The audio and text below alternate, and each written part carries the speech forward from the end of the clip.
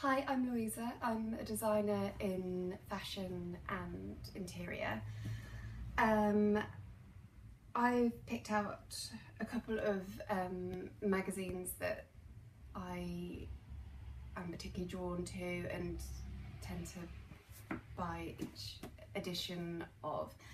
I'm going to start with this first one, Plant, because it's probably one of my favourite journals.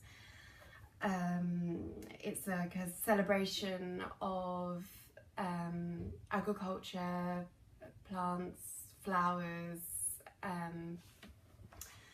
It's beautiful, and I think being a designer, you sort of always look for inspiration, and obviously plants and fauna is a really obvious source of inspiration, but I suppose particularly aesthetically, and for sort of vanity reasons within design work.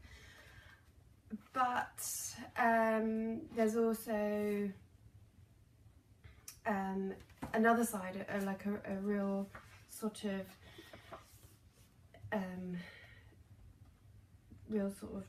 truth and depth to the plant that addresses sort of ecological and very current issues, and that sort of is something that I'm very interested in and I think is really important. But going back to a more aesthetic and beautiful side to the plant is just the photography, and their styling is just incredible and is just incredibly visually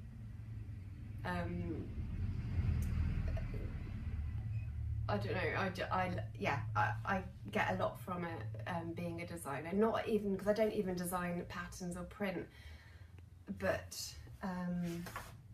yeah, anyway, the plant never ceased to fail, particularly in this new one.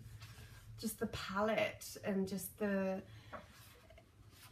it's just, for me, it's just absolutely incredible. And then that's not even touching on what they're even discussing and what it's very subtle and silent in its way of sort of approaching quite relevant and challenging issues, and they're doing it in a very beautiful way. So Plant is definitely something that I would always go to, with its just, I suppose, the connection with the land, which for me, within my work, even though you wouldn't associate that with fashion, is incredibly important, not just on aesthetics, but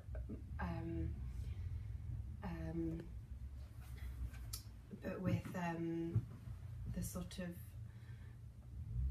need to draw together fashion and land, because they're incredibly fundamental and they run side by side, which I think is not something that you necessarily associate with fashion and landscape, but it's where cloth comes from, the land, so to bring it together is quite obvious.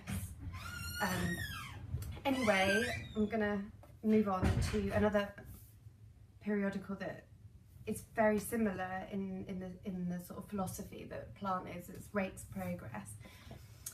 This one in particular has a really beautiful article which attracted me, actually, by the ceramicist Cecile Dalida, who's a Parisian ceramicist that I followed when I was in Paris for a while.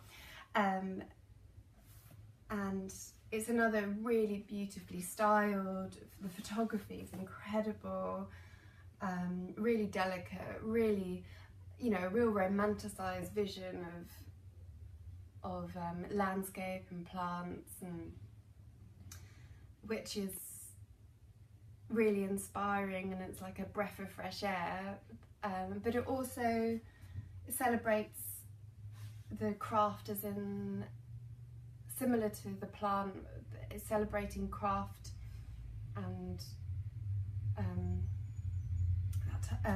within a sort of in a slow way, in the traditional craftsmanships, which there's a huge sort of, or what feels like within the industry, a huge sort of revival in the value and appreciation of craft. You know, going back to tradition and roots and back to the land, and it's like celebrating, you know, what comes from the land, and again, that's, for me, that's really inspiring and really, really important. So ceramics is a really beautiful sort of uprising in the sort of where something comes from, and anyway, so Rakesprogress had this really lovely article on this particular, which I've lost a particular ceramicist who is really sort of really beautiful work and incredibly popular. Yeah, okay, so that's the Rakesprogress, and then there's another one as well that has caught my eye recently, and it's actually like a food magazine called Leon, and again, there's a really sort of, it's quite a large uprising in the value in the food world within the slow food movement, which goes together with the slow craft movement, and the real sort of value and appreciation of where the food comes from, and you know, having taken more care and time to know where your food comes from, and to value the land, and yeah, just to slow the whole process down, which I suppose is why it's called the slow food movement, which is something that, again, I'm in fashion, but they all go hand in hand. Like they all come from the land, and everything, they all need to be slowed down for so many reasons, environmentally and culturally. Anyway, oh my god, I could go on and on. Right, so Leon, and they have a beautiful article in this one called First Growth, and again, Leon's photography and styling is just spot on. It's just really interesting. And this particular article is about a couple who set up a winery in Copenhagen, and yeah, and it's all just going back to the land, and for me, it's just really inspiring, and yeah, just really interesting. So that I would recommend as well. And then to put it all together, I think many of them, it's a bit epically sized, but it's absolutely, yeah, it's top of its game. Just the styling is just incredible. And in this particular edition, it touches on a clothing line called Cosmic Wonder, which is set in Japan, and I think New York as well now, and their ethos is a very sort of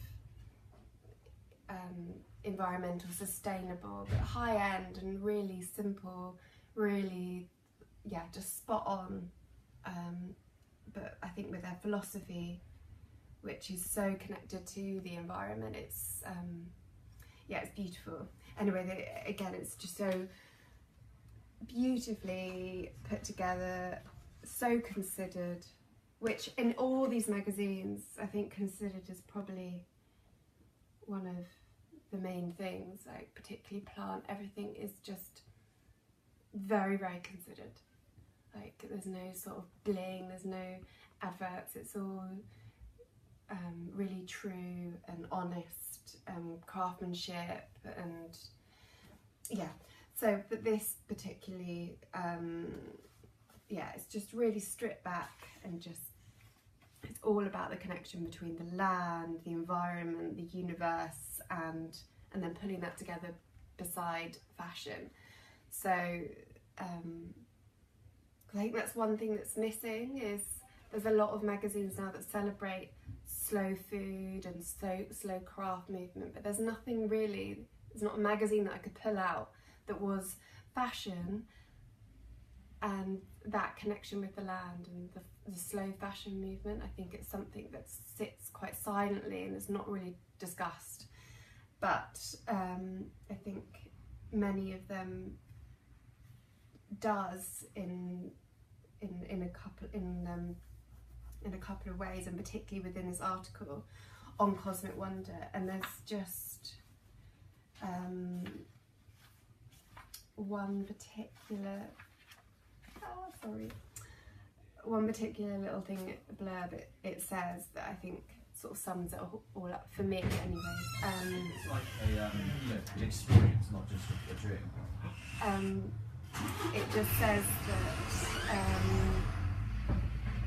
that that Cosmic Wonder really celebrate the continuity of the past and the future, and I think within fashion that's incredibly important. I think, you know, use the traditions, grab hold of them from the past, and then use what we've got now,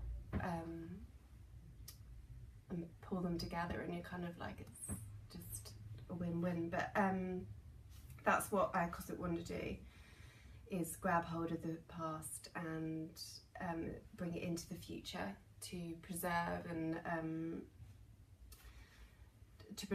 I suppose all the elements that we're at risk of losing. And that's a really very romanticised and very beautiful thing to say, but it's really true, and I think it needs to be within the fashion industry, it needs to be addressed. And there's a whole thing on like paper fabric, which is in Miyake used a lot, and it's incredibly ethical and sustainable, and a really beautiful sculptural material. Anyway, so that's it. Those are my